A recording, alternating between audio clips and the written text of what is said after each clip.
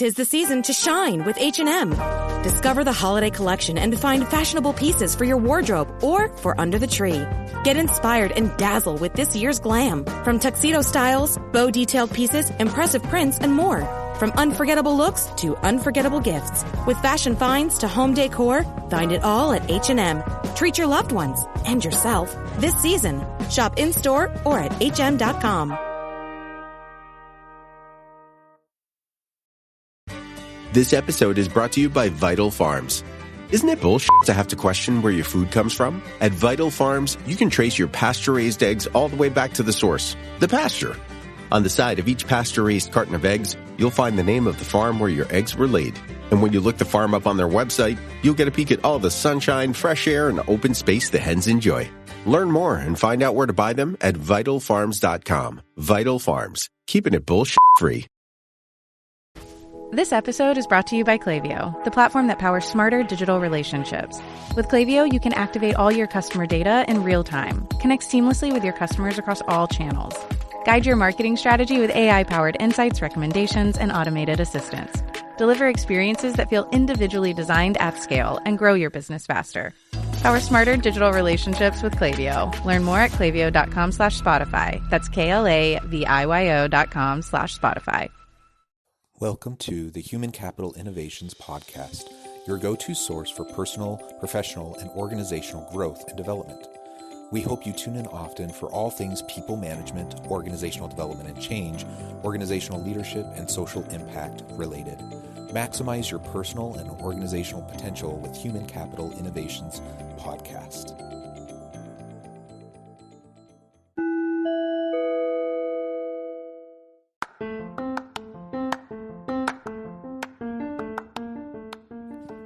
Welcome to the Human Capital Innovations Podcast. In this HCI podcast episode, I talk with Doug Lawrence about the leadership talent shortage and mentoring the next generation of leaders.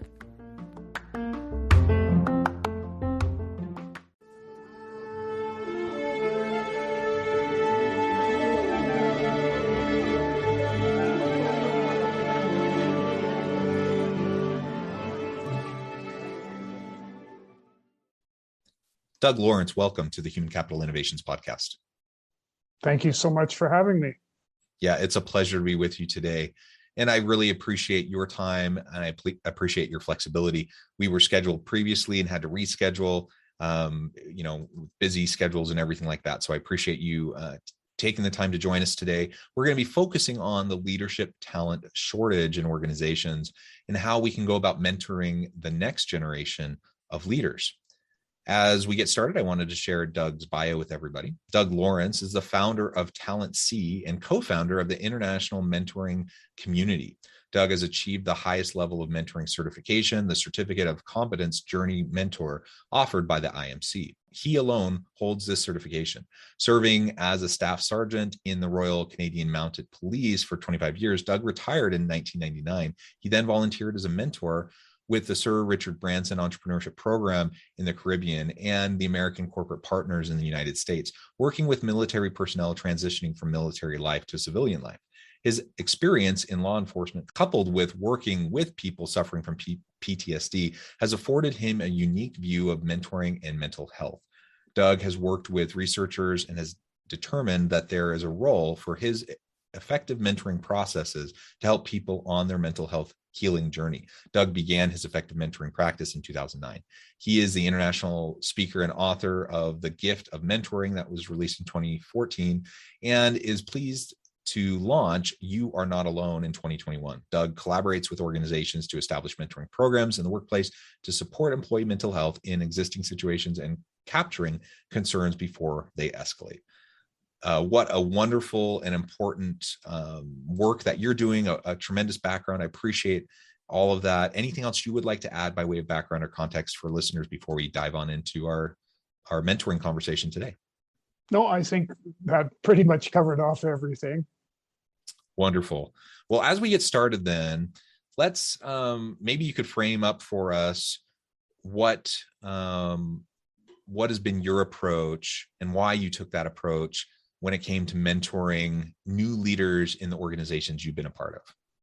So a large part of that was at the time, certainly when I started or when I embarked on mentoring and all of those things, didn't really know what it meant when somebody said, I'm a mentor.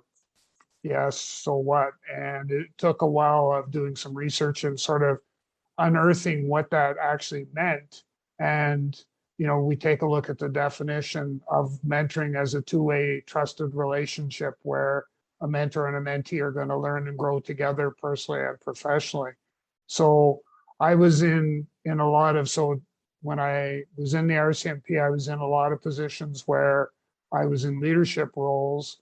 And what it helped me realize was that there's some gaps, huge gaps, as far as leadership, number one, is concerned, but number two, how we prepare people for those particular roles.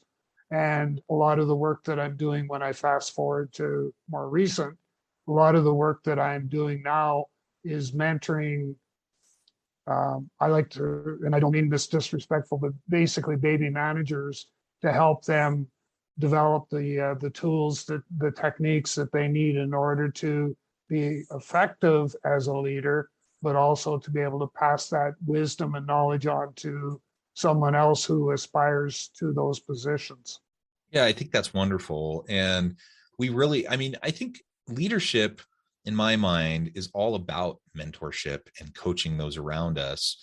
And it's particularly challenging if we find ourselves in this leadership kind of a shortage. So if we don't have a current crop of really talented leaders, it's hard to then generate that sustainable pipeline of the next generation of leaders, because you don't have great people to be coaching and mentoring that next generation. And that's where it becomes really tricky as we're trying to develop that pipeline.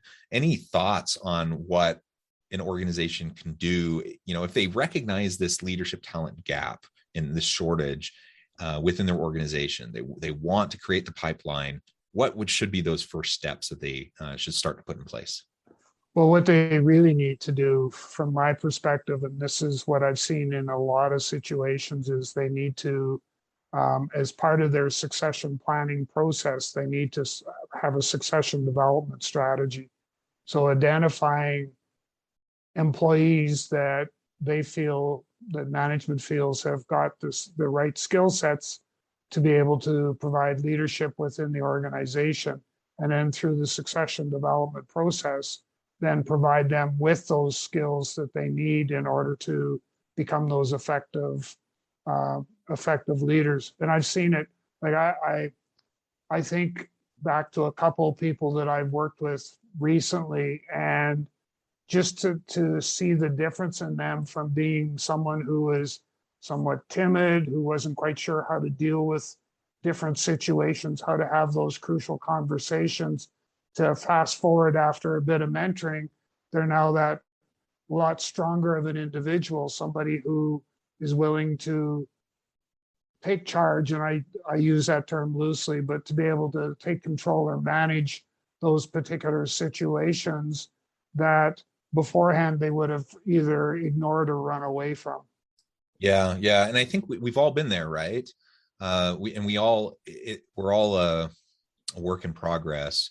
And so one thing I think we need to change is the common stigma within organizations around continual growth and development, because to continually work towards growth, you have to admit that you're not there yet. And you have to admit that there's, a gap or something that you're not quite up to par on yet. And so what we end up seeing a lot of times in organizations that aren't psychologically safe, that don't have a growth mindset, is you see people putting on a facade, trying to pretend like they know what they're doing.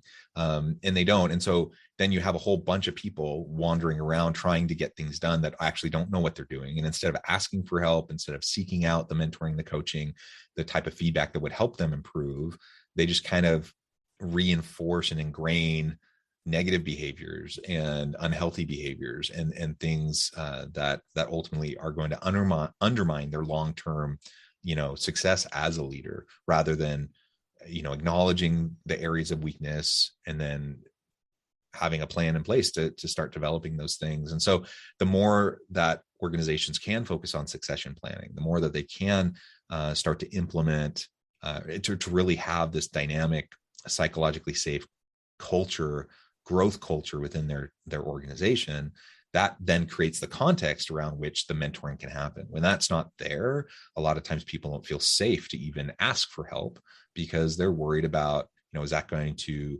how is that going to be viewed and perceived by others up the hierarchy? Are they going to have opportunities for advancement if someone sees them as lacking in a particular area, for example? Yeah, well, and two things. Number one, the scenario we're describing, it's kind of like a herd of sheep without the shepherd. And, they wander aimlessly across the prairie and there's no one there to provide that leadership and guidance to that herd. So there's that part of it. And the other part is, I think, another stigmatism that we struggle with in that whole leadership space and even in the organizational spaces, there is a fear of failure.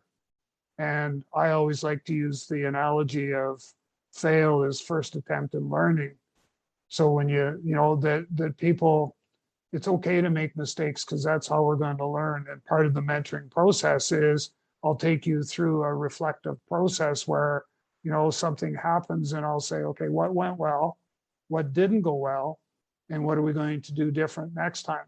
And get them to, every time something comes up and it doesn't maybe go the way you want, is to use that reflective process to be able to go, okay, there's an opportunity for me to learn from this mistake or to learn from this situation. I need to take advantage of that and to be able to move forward. And as a leader, I need to be able to identify or point out to those that I'm working with or that I'm providing leadership with, to be able to point out, here's an opportunity for us to learn and grow from this.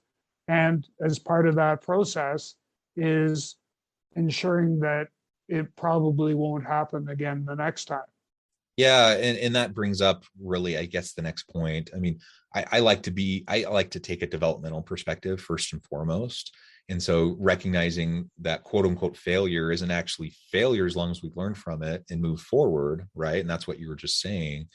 And I think most people honestly are trying their best and they're wanting to move forward, put their best foot forward. They want to grow into their career. They want to develop themselves. They want to be successful, right? They want their teams and their organization to be successful. But, that isn't always the case. And sometimes people, for a variety of reasons, are perpetually poor performers. How do you go about dealing with individuals and coaching and mentoring individuals who are perpetually poor performers? That's hard to say fast, by the way. I know. And even to the point where they might be being considered for termination. I'm glad you brought that up because I have done, and I've probably lost count, but I get brought into organizations where an employee is sort of on the ropes and they're looking at terminating that employee. What I offer up to the organization is give me that employee for 5 hours, so 5 1-hour sessions. Let me work with them and mentor them. And if I can't turn them around and if I can't create a change in behavior for the good, then you have a decision to make. And with one exception, I've been able to do that each and every time. And it's simply getting inside that person's head and understanding what they're thinking, and maybe giving them some tips. I had one individual that had a really bad attitude, especially from lunchtime onwards in the workplace, and was constantly being chastised for being sarcastic, being caustic with clients that they're providing service to, and all of those things. And what I found out was that the employee didn't take any time at noon hour, for example, grab your lunch and get out of the building and go someplace else. They didn't do that. They didn't allow themselves the opportunity to purge all that negative energy that they had accumulated over the course of the morning. And as soon as they started to take that break and go away, all of a sudden, they're no longer this caustic individual. And we went even a step further, was to get that employee to see themselves, because they were doing IT support, get themselves to get them to see themselves as a teacher.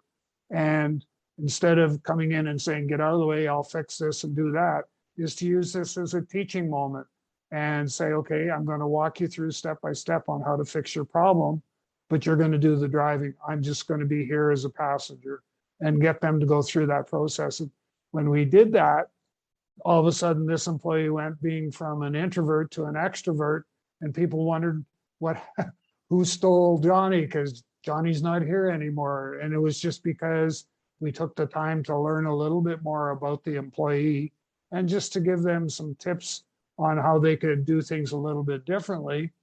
And it made a whole lot of difference to them, but also to the people that they served.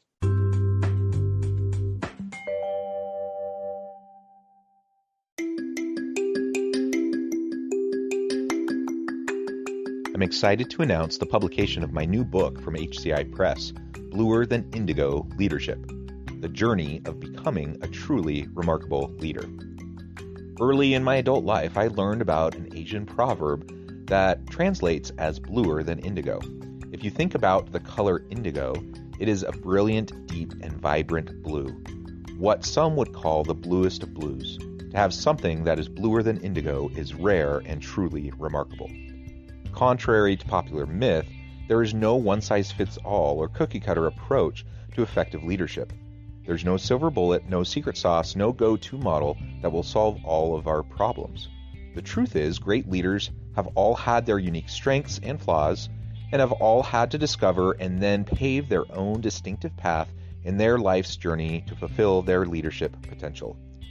Bluer Than Indigo Leadership will help you discover your own path and explore those ordinary, everyday actions that will help you respond to an uncertain future and produce extraordinary results for individuals, teams, and organizations.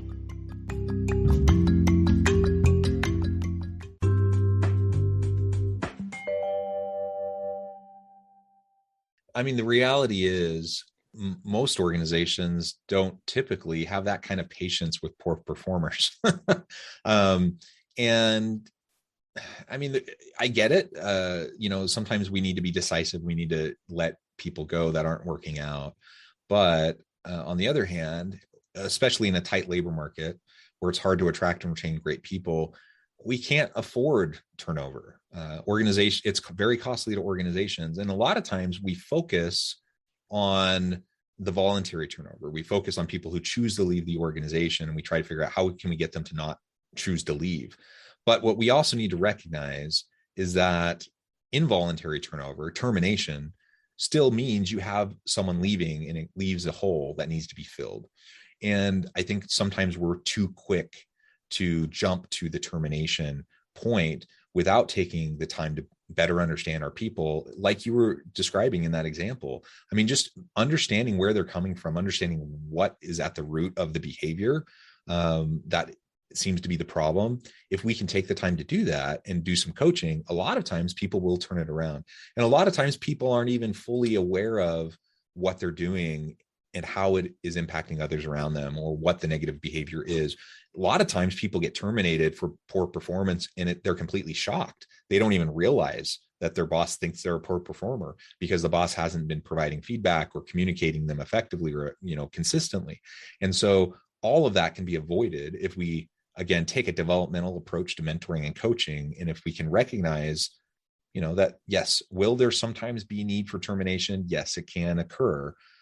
But I'm a believer that the majority of the time, if we're more effective in how we go about providing feedback and communicating and coaching those around us, that it won't get to that point, that we'll be able to truly understand the people that we're trying to work with. Well, and I know that we can with mentoring, we can definitely make that difference in how that employee goes through that turnaround process.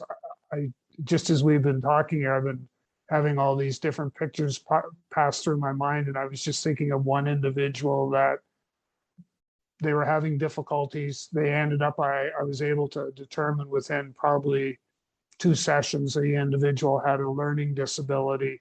And so then I tried to coach the leader of the organization to be able to say, you know, you need to take a little bit more time to explain things, and went on that way. They eventually terminated the employee, who then went on to find a job in another organization.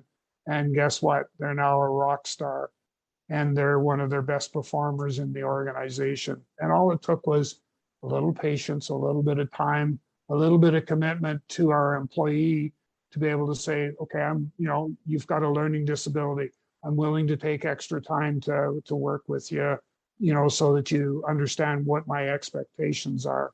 And it made, like, they lost out. They lost a rock star of an employee, which, would have served them well. Again, I think that's such a common story that organizations are dealing with. We're too quick to cut people loose. Part of what came to mind as you were telling that, sharing that example, is, are people aligned correctly? For example, within our organization, are they in the right role, doing the right types of things? Because sometimes someone who was a really great performer, they get promoted or they change roles, they move into something else, and then their performance drops, and they're it's the old adage, the Peter principle: people get promoted to their level of incompetence. So how often do people end up working themselves out of a job because their performance goes down, because they end up in a position that's not actually well suited to them? It's not well aligned with them. Is that our only choice if that happens? It's a super common thing. It happens to a lot of people. If I'm an organizational leader, is my only choice to say, well, sorry, your performance stinks, so you're gone? Or can I look for other places, other roles within the organization where they can thrive, where they will be star performers again? And I think particularly if they were once a star performer and now they're not, I think the onus is on the organization to try to ask themselves why. What has changed? Has there been a leadership change that's negatively impacted them? Has there been a major life change that has impacted their performance? Has their role changed and that's negatively impacted their performance? Some of those things you can deal with, you can address, and ultimately it can allow you to retain someone who otherwise would be a good talent, have a good skill set that will help the organization. And I think that you've already kind of hit the nail on the head. A lot of times, probably more often than not, we're so quick to lock, load, and pull the trigger and terminate, and not give people the chance. So, and I know this is sort of self-serving or sounding self-serving, but bring in that coach or bring in that mentor to spend some time to show to the employee that, we're not that, okay, you haven't crossed the T's and dotted the I's in the last 3 documents. There's the door, we'll help you get your stuff and head you out of the building and stuff like that. We don't need to go to that extent, because what I've been able to see and to demonstrate is that if we invest in understanding our employee and what they're dealing with, we're going to be in a better place to be able to provide the guidance they need to get them back on track. And sometimes, we make mistakes too as leaders and managers, in that, we're maybe too quick to go and stuff someone into a square peg into a round hole. And we need to sort of take the step back and say, okay, well, if we want to leave that square peg in a round hole, what do we need to do in order to be able to help them navigate the world of leadership or whatever role they're in? What do we need to do to be able to help them be successful in that particular position? And we don't do that today. We don't. And, we started the conversation on the leadership talent shortage. It's a global issue. It's not something that is just this organization here or this one here or this one here. It's something that's impacting organizations worldwide. And if we don't deal with it, and deal with it quickly, we're not going to be moving forward in a manner that we like. And we've got the COVID pandemic that we're trying to deal with, which is really teaching us who our leaders really are and who they aren't. But we've also got, my favorite one is the silent pandemic, and that's the whole mental health, mental well-being. And we haven't even begun to explore what that could mean. Yeah, and that's a really good point. I'm glad you brought that up. That's such a rich part of your background and your bio that I shared at the beginning of the episode. The pandemic has been a challenge for a variety of reasons, health-wise, of course, economically, but also in terms of mental health challenges for organizations. And I think leaders have been hit particularly hard because they're expected to show empathy and compassion. They're expected to be the ones to make the decisions and pivot and keep the organizations afloat, and to help their teams be successful when they're shifting the very nature of the design of work that they're performing. That's a heavy lift, and we know that mental health issues have been a challenge for everyone, and the number of instances of mental health issues and related domestic violence issues and those sorts of things, that has increased dramatically over the last 18 plus months. It's no different for leaders. Leaders are in the same boat. They're having to deal with the same sorts of things. And so it brings up all the more reason why we need to address the leadership talent shortage, why we need to mentor and coach people and help them to develop these skill sets, and to help leaders move into the future of work. So maybe my leadership approach and style was effective in previous decades. More and more now, though, we need leaders who are able to navigate this complex, messy world, who are able to show empathy and compassion, who are able to effectively and transparently, openly communicate consistently with their people. And those are things that even those who were effective previously may not be so effective with now. Yeah, and I guess I'm sort of still one that's a strong proponent that with the silent pandemic, the whole mental health piece, that if we don't watch, that it's going to surpass any issues that we thought were challenging before. Because one of the things I take a look at employees working from home. So you've got a husband and wife in the house vying for the best possible chunk of real estate in the house to be able to carry on business because they're working from home. And then we go and throw a curveball at them and say, oh, by the way, you're going to homeschool your children and you guys need to figure it out. And all of a sudden, stress, anxiety, depression, the whole 9 yards starts to escalate. And they've really got no one that they can turn to say, I'm feeling all these negative feelings and I don't know how to deal with them. Who do I go to? And what I'm seeing is in a lot of organizations, in fact, the majority, is that there is no support structure in place.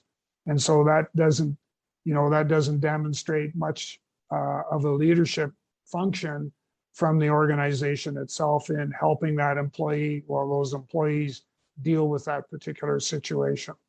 Yeah, I think that's right. Again, the pandemic's just shining a light on these issues, making them even more apparent to us.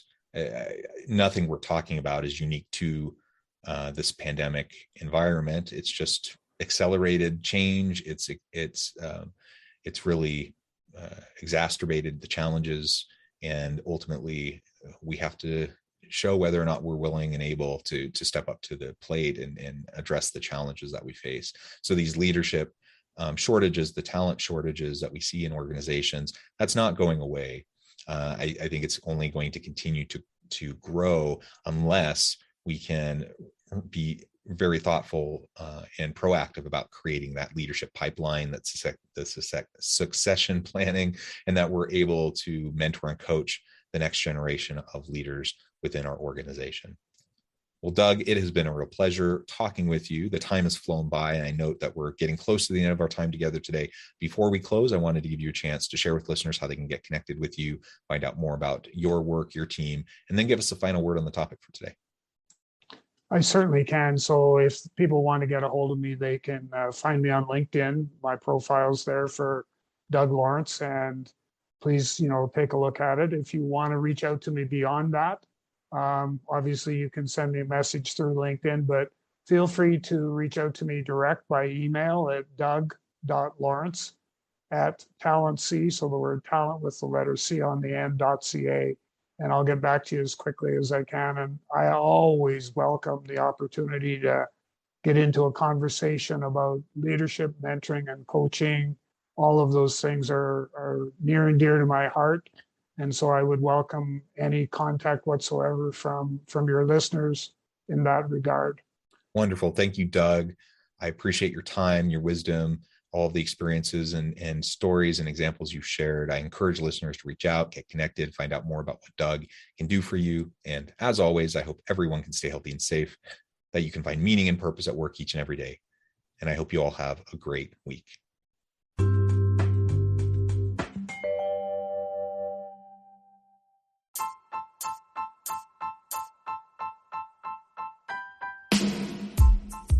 The alchemy of truly remarkable leadership. Ordinary, everyday actions that produce extraordinary results. Consider how the nature of work has shifted over the past 50 years. With increased globalization, rapid technological advancement, and the shift in economic composition, the average job of today looks very different than the average job of 50 years ago. What will the jobs and organizations of tomorrow look like? Moreover, what does this all mean for organizational leaders? What are the core competencies and capabilities of organizations and their leadership that are prepared for continued disruption and geopolitical and socioeconomic shifts?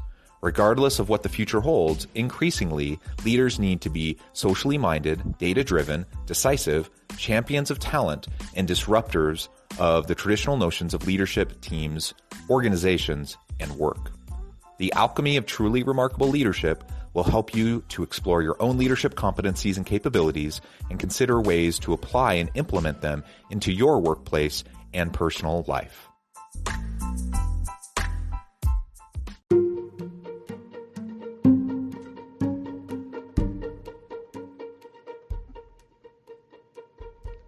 Check out Human Capital Innovations magazine, Human Capital Leadership. Human Capital Leadership is a free, interactive e-magazine with the mission to help individuals, leaders, and organizations find innovative approaches to maximize their human capital potential. We publish issues quarterly in August, November, February, and May.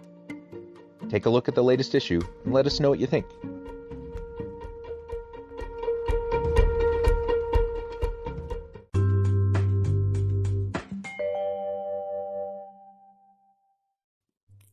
Thanks again for joining us for this episode of the Human Capital Innovations Podcast. I hope you stay healthy and safe and that you have a great week.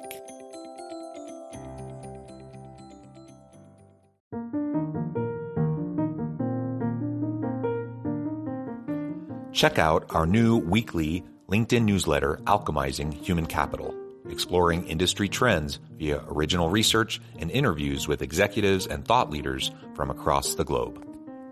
We look forward to having you join us.